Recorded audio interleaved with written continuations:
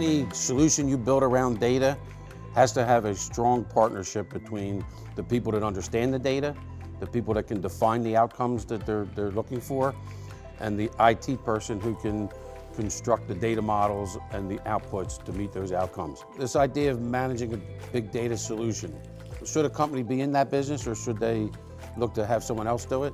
That depends on the business outcomes you're trying to drive. I don't think a company makes that decision in a vacuum. If you take big data in the context of it, it's a tool. At the end of the day, a company makes the same decision about buying a big data solution or acquiring a big data solution the same way they acquire any tool. There's a cost to acquire it or there's a cost to build it. There's a cost to maintain it and run it. It's the same framework.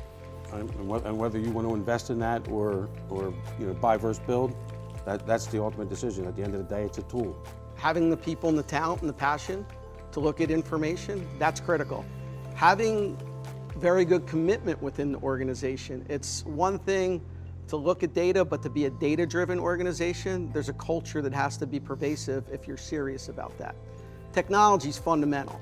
You can have the greatest race car driver in the world, but if they're not behind the right wheel with the right mechanics supporting it, they're probably not going to win the race. They're not going to even be in the race. So having that is absolutely necessary. And then the data itself. Having individuals or having the expertise of the people that are going to take this data, homogenize the information, leverage it, support it, analyze it.